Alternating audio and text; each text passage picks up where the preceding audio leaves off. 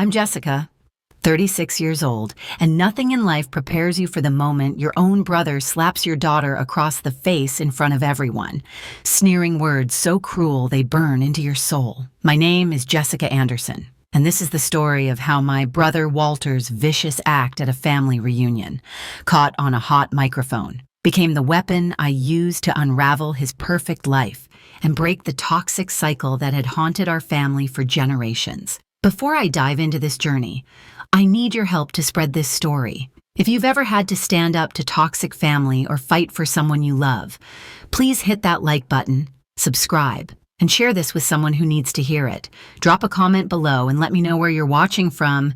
Your support means the world. Now, let me take you back to the moment that changed everything. It was a warm summer evening at my father's sprawling estate. The kind of place that screamed wealth and control. The Anderson family reunion was in full swing, with relatives sipping champagne and picking at fancy hors d'oeuvres in the manicured back garden. I stood at the edge of the crowd, my 14-year-old daughter Sophia by my side, her eyes bright with hope as she clutched her portfolio of paintings. She'd spent weeks preparing to share her art with her grandfather, Harold, believing maybe this time he'd see her worth. I should have known better. My family, my father, my brother Walter, even my mother, to an extent, had always made it clear that Sophia and I were the disappointments, the ones who didn't fit their mold of success. But that night, when Walter's hand struck Sophia's cheek and his venomous words echoed through the garden, like mother, like daughter, both are useless, something inside me snapped. I wasn't just a mother protecting her child. I was a woman done swallowing the abuse that had defined my life for decades. Growing up in the Anderson household was like living in a pressure cooker. My father, Harold, was a titan in the business world, a man who built an empire and ruled our home with the same iron fist. At 70, he still had that commanding presence, though I noticed a new frailty in his grip on his cane that day at the reunion. My mother, Eleanor, was his perfect shadow. 64 silver hair immaculately styled, always agreeing with him even when her eyes betrayed her. In their world, my brother Walter was the golden child, the heir destined to carry the Anderson legacy. He was groomed from childhood to take over Dad's business, praised for mediocrity, while I, the girl, had to be perfect to avoid criticism. If Walter broke curfew, he was networking. If I was 5 minutes late from the library, I was irresponsible, looking for trouble. The favoritism was blatant, suffocating, and it shaped every moment of my childhood. I tried to escape that toxicity by marrying Andrew right after college. He was charming, ambitious, and for a brief moment, I thought I'd found the unconditional love I'd craved my whole life. But when I got pregnant with Sophia, everything changed. Andrew started staying late at the office, coming home reeking of unfamiliar perfume. By the time Sophia was 2, he left us for his secretary, emptying our joint accounts and leaving me a single mother at 22. I'll never forget the sting of my father's words when I showed up at their doorstep. Temporarily homeless, I told you he was using you. Men can smell desperation. Walter, with his perfect wife Vanessa and their son Ethan, never let me forget how my life paled in comparison to his. While he climbed the corporate ladder and moved into a suburban mansion, I juggled part-time jobs and studied for my marketing degree online, often burning the midnight oil after Sophia went to bed. Those were grueling years, but Sophia became my anchor. She was intelligent, creative, and kind, despite witnessing more adult struggles than any child should. Her artistic talent emerged early. Her paintings carried a depth that stunned her teachers. She excelled academically, too, topping her class even without the tutoring or enrichment programs her cousin Ethan had after 7 years of grinding. I landed a job as a marketing coordinator at a mid-sized firm, 3 years and 2 promotions later. I was their marketing manager, earning enough to give Sophia stability in our modest but cozy apartment. I'd built a life I was proud of, But my family never saw it that way at family gatherings, which I attended less and less. The conversation always revolved around Walter's latest acquisition or Ethan's lacrosse trophies. If I mentioned Sophia's art awards or academic achievements, my father would dismiss them. Art doesn't pay the bills. The girl needs practical skills. I tried to shield Sophia from their judgment, keeping our contact with the family minimal Christmas, Harold's birthday, and not much else. I never wanted her to internalize the sense of being less than that had haunted my childhood. But last month, the pressure to attend the annual family reunion became relentless. My mother called daily, her voice trembling with that familiar anxiety she got when delivering Dad's demands. Your father isn't getting any younger. Jessica, Sophia should know her family. Walter's bringing Ethan, and you know how much Harold loves seeing the cousins together. She didn't say it outright, but I knew Harold's recent medical tests had raised concerns, and this reunion might be significant. Against my better judgment, I agreed to go, hoping time had softened the family's sharp edges. Sophia, now 14 and curious about the relatives I'd kept at arm's length, was excited. "Mom, I want to show Grandpa my new paintings," she said, her voice full of innocent hope. Maybe he'll like them this time. Her optimism broke my heart, but I helped her pack her favorite pieces, even as a knot of dread tightened in my stomach. The 3-hour drive to my father's estate felt like a march to judgment. Sophia chatted excitedly beside me, her portfolio carefully packed in the back seat. I warned her gently not to take anything her grandfather or uncle said too personally, but her enthusiasm was unshaken. "Do you think Ethan will want to see my science fair project photos?" she asked. "I know he's into sports, but maybe he'd think the robotics stuff is cool." I squeezed her hand. "Just be yourself, sweetheart. That's more than enough." Harold's estate was a 5-acre monument to his success, a colonial-style mansion that felt more like a museum than a home. As we pulled into the circular driveway, I saw Walter's BMW parked near the entrance, alongside other luxury cars belonging to relatives. "Wow," Sophia whispered, taking in the grandeur. "You grew up here." "Until I left for college," I said, leaving out how the house's perfect furnishings were never meant to be touched by children. My mother greeted us at the door, her embrace stiff, her eyes scanning my outfit and hair for flaws.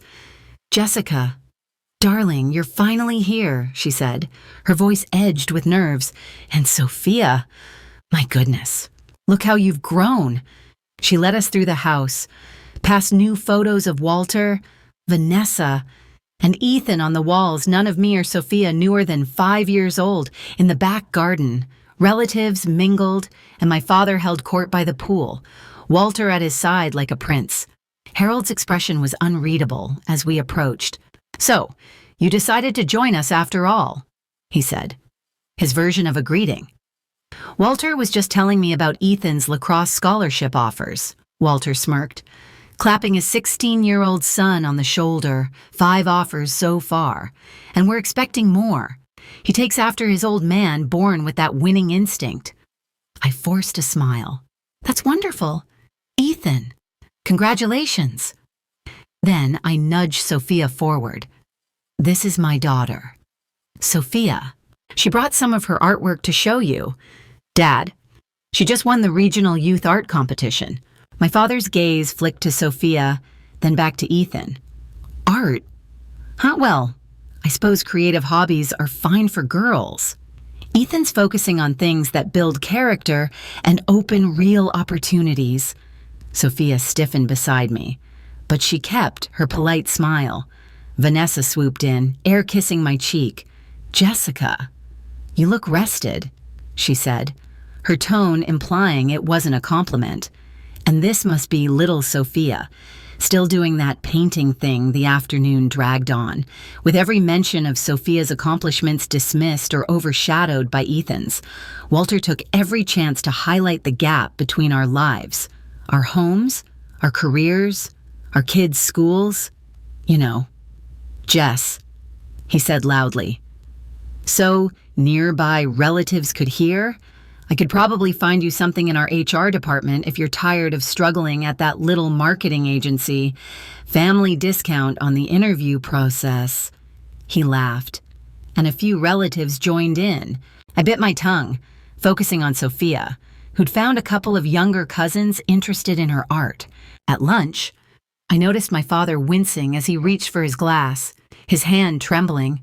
When I asked if he was okay, he snapped, "I'm fine," and changed the subject. Walter shot me a look that said his health was off limits. As evening approached, the tension was palpable. Walter had been drinking all day, his comments growing sharper, his voice louder. I was about to make an excuse to leave when my father tapped his glass for attention, before dinner. "I'd like to say a few words about family legacy," he announced. "Walter, is that recording equipment ready? I want to capture this for posterity." Walter adjusted a small microphone on the outdoor podium. "All set. Dad, recording crystal clear." I stood at the back with Sophia, bracing for another speech about the Anderson greatness that never included us. I had no idea the next few minutes would change everything. My father took the podium, the setting sun casting long shadows across the lawn. "Family is everything," he began, his voice strong despite his frailty. "The Anderson name stands for excellence, determination, and success. We don't settle for mediocrity. We don't make excuses. We achieve." His eyes lingered on Walter with pride, occasionally sweeping over the crowd. But when they landed on me, it was with that familiar disappointment. I squeezed Sophia's hand, reminding her his words didn't define her. After reminiscing about his business triumphs, he said, "I'd like to hear from the younger generation about how they're upholding the Anderson legacy." Walter pushed Ethan forward. "Dad, Ethan would love to share his accomplishments." Ethan spoke confidently about his lacrosse championships and scholarship offers, earning enthusiastic applause. Harold beamed. Anyone else he asked, his tone suggesting it was a formality. To my surprise, my Aunt Darlene spoke up. "Sophia, didn't Jessica mention you won an art competition? Why don't you tell us about that?" All eyes turned to Sophia, who blushed but stepped forward with quiet confidence. "Thank you for asking," she said. "I recently won the Regional Youth Art Competition with my series on emotional resilience. I was also selected for the Advanced Placement Program in Math and Science." She opened her portfolio, showing her paintings and explaining their techniques and meanings. A few relatives gathered closer, genuinely interested. "This one represents overcoming obstacles," she said, holding up a vibrant canvas emerging from dark shadows.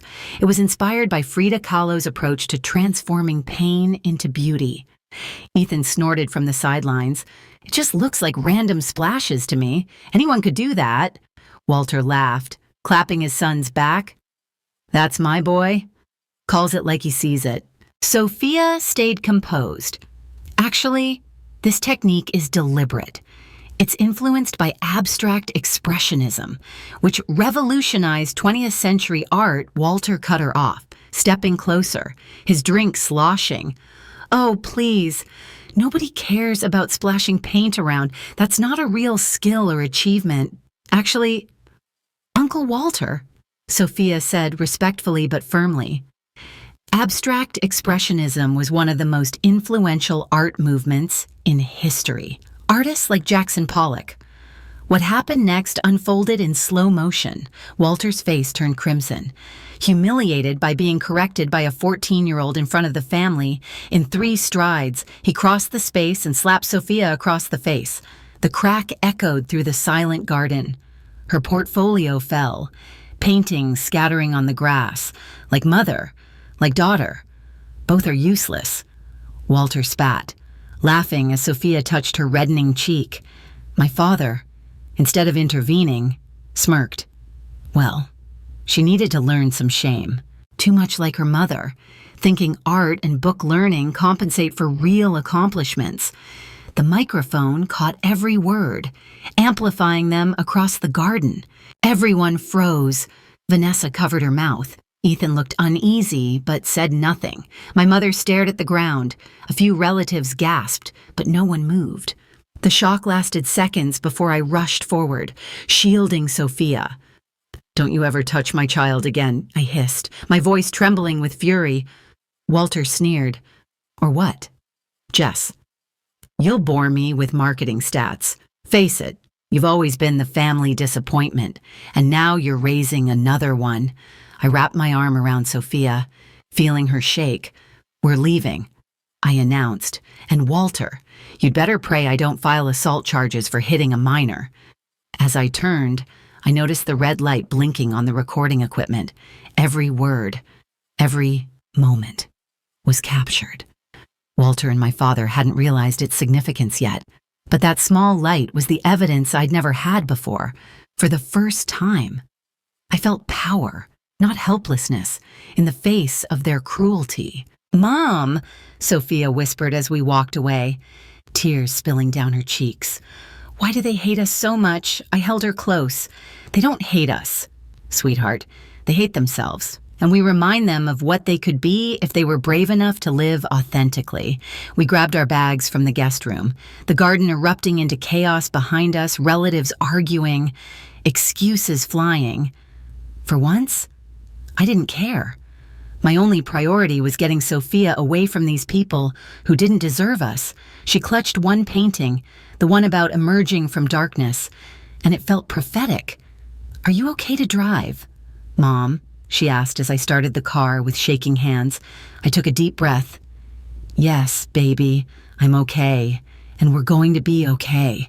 I promise." As we pulled away, I glanced in the rearview mirror at Walter storming toward the house, my father leaning on his cane. They had no idea this wouldn't be buried like every other incident. This time, everything would be different. The drive home was heavy with silence, broken only by Sophia's sniffles. The red mark on her cheek fueled my rage every time I looked at her. "Does it hurt?" I asked softly. "Not much anymore," she said. But her voice carried a deeper pain. "I just don't understand why he did that. I wasn't being rude, was I?" "No, sweetheart," I said firmly. "You were knowledgeable and confident, and that threatens insecure people. What Walter did was wrong, inexcusable." She hesitated. "And Grandpa?"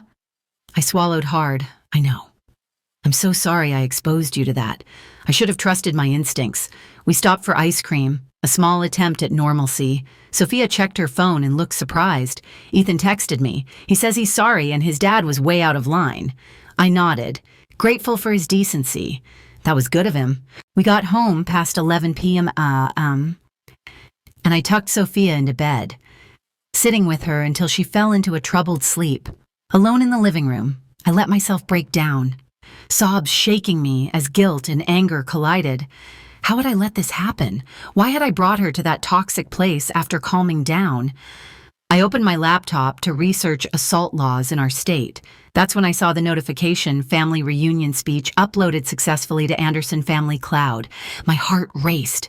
Walter had set the recording to auto-upload, probably for my father's speech. In his arrogance, he'd forgotten about it. I downloaded the file and played it. The audio was crystal clear, my father's speech. Walter's cruel words, the slap, their vicious remarks. It was undeniable evidence. My phone buzzed with messages. "My cousin Amanda, is Sophia okay?" What Walter did was disgusting. "Aunt Darlene, I've never been so ashamed of this family." Sophia's artwork was beautiful. Then Walter's text came after midnight. "Delete that recording from the cloud immediately. Family matters, stay private.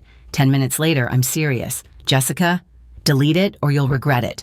I didn't respond. I knew how this worked and our family abuse was minimized, denied, rewritten as the victim's fault. Not this time. I forwarded the supportive messages to Sophia's phone for her to see in the morning, then spent hours researching and planning. By dawn, I'd learned Walter's firm was finalizing a major contract with Family First Foundation, a group obsessed with family values. The irony was rich. I also found an old college friend, Javier, worked in accounting at Walter's firm, a potential ally. Exhausted, I slept fitfully, waking to Sophia making breakfast, her eyes puffy but her chin high. "I don't want to go back there ever again," she said. "You won't, I promised."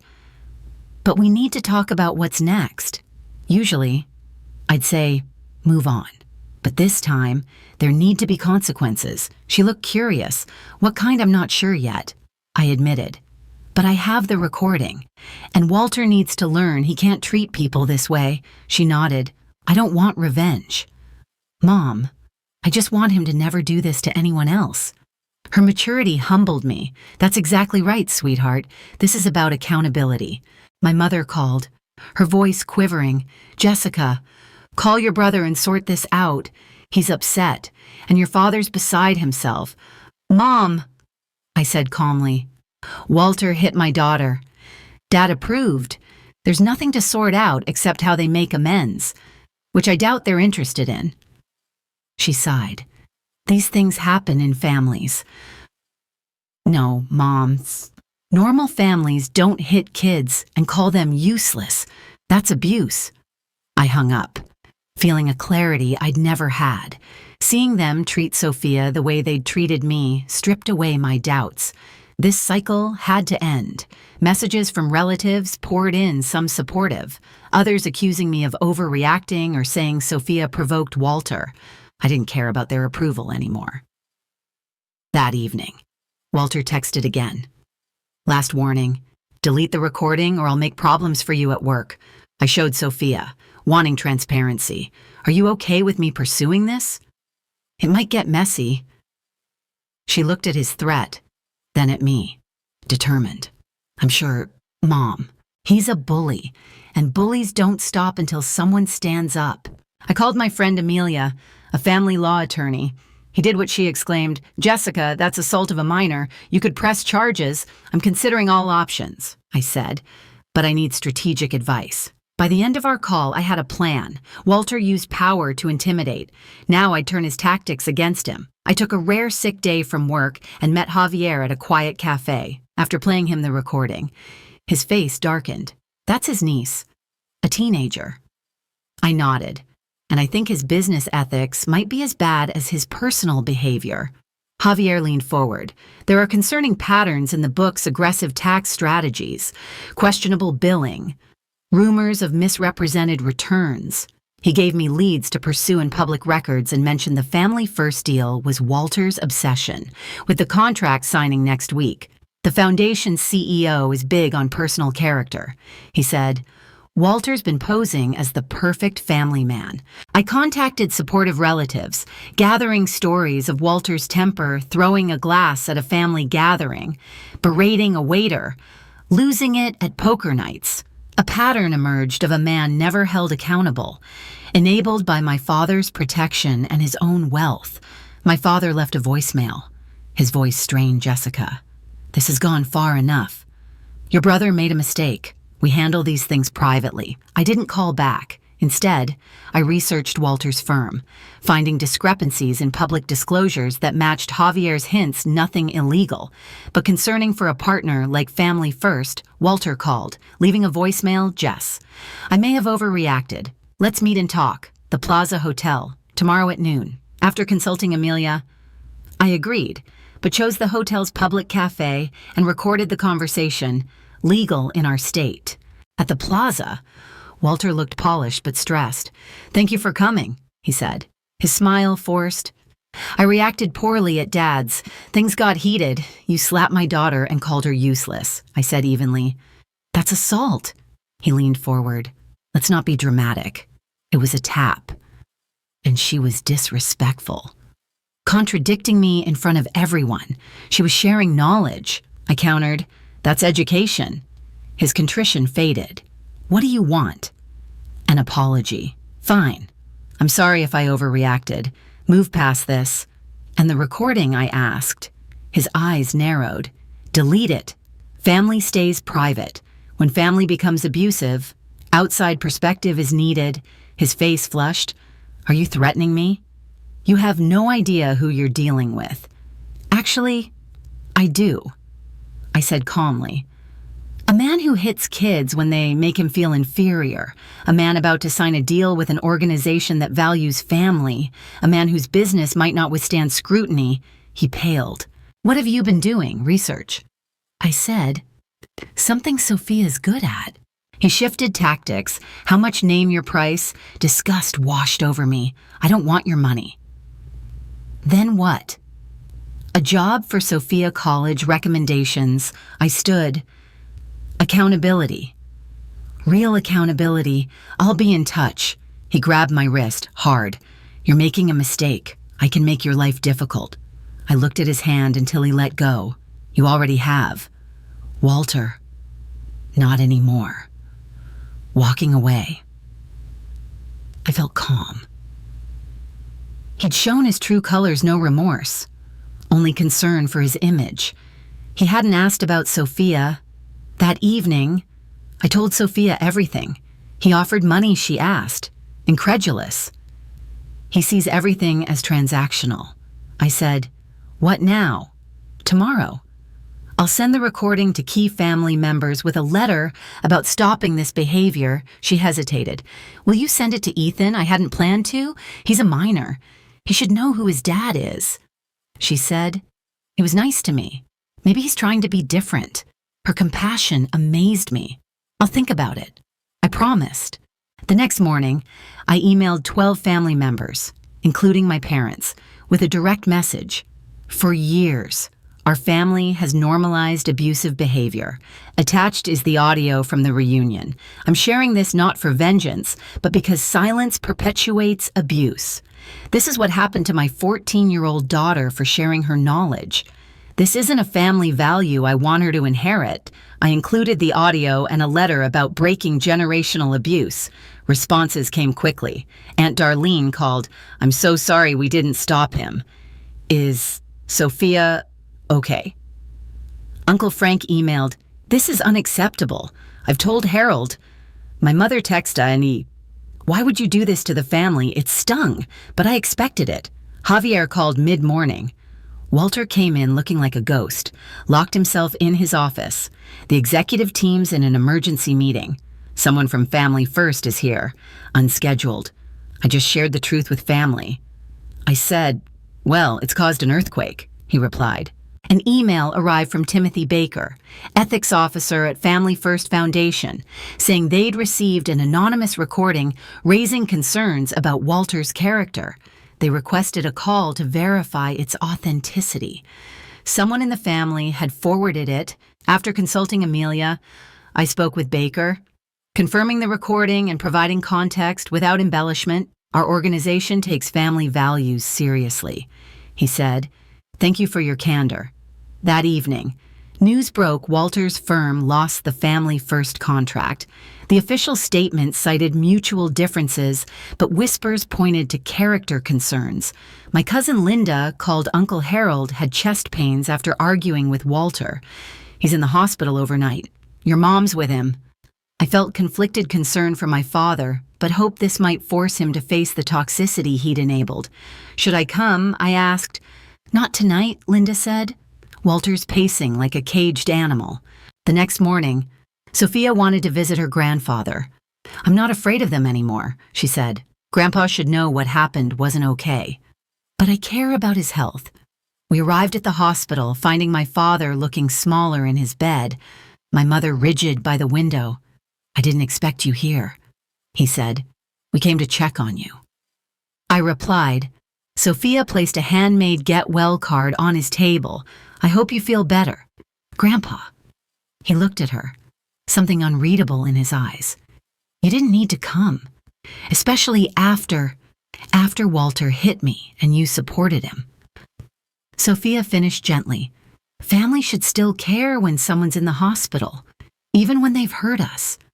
My mother looked away, blinking. My father was speechless. A rare occurrence. Walter burst in, stopping short. What are they doing here visiting your father? I said. A normal family response. His rage flared. Normal. You've destroyed a multi-million-dollar deal. The board's questioning my leadership. You hit a child. I said, that's not a disagreement. He hissed. Get out before I forget we're in public. Threatening me again, I asked, showing my recording phone. That didn't work out well last time. My father sighed. Walter. Enough. The girl brought me a card while I'm in this damn hospital. You're causing a scene. It wasn't an apology, but it was a shift. Walter stormed out. After an awkward talk about Dad's treatment, I turned back at the door.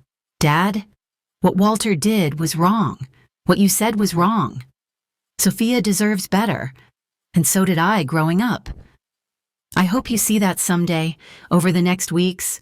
Consequences unfolded. Walter's firm faced scrutiny, with the board reviewing his leadership and practices. Several relatives apologized to Sophia, encouraging her art. Walter tried one last intimidation.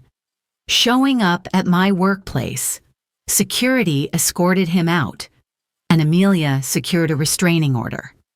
Sophia thrived, her confidence growing. The incident taught her to reject toxic behavior, even from family. I found strength I didn't know I had, breaking the cycle of minimizing abuse. 6 months later, the changes were profound. Walter's firm survived, but his reputation was tarnished, and an oversight committee curbed his power. Vanessa moved out temporarily. My father's health scare prompted therapy, and to everyone's shock, he continued it. In February, he visited our apartment, a first, bringing Sophia professional art brushes. The salesperson said these were good for what you do, he said awkwardly. Thank you, Sophia said, appreciating the gesture. He commented on her art, asking questions with genuine curiosity. Then he addressed the reunion. What happened was unacceptable. Walter was wrong to strike you, Sophia, and I was wrong to condone it. It wasn't effusive, but it was monumental. My therapist says I created a family culture that rewarded dominance over decency. He added, I see some truth in it. I nodded. That's insightful. Dad, he looked around. You've done well. Jessica raised a remarkable daughter without Walter's advantages. That says something. Those words, so long withheld, meant everything. My mother couldn't change, prioritizing harmony over honesty, but she sent Sophia warmer cards. Walter avoided us. His swagger diminished. Ethan sought Sophia out at a cousin's wedding, sharing he'd started therapy to avoid becoming like his father, inspired by our experience. I started a support group for families dealing with estrangement and reconciliation. It grew into a network fostering healthier boundaries. Sophia's art gained recognition, and her confidence soared when Uncle Walter hit me. She said one evening, I was shocked, but I never believed I was useless, not for a second. I hugged her. That's because you know your value. I learned it from you. She replied. Her words healed something deep. Fighting for her dignity had reclaimed my own.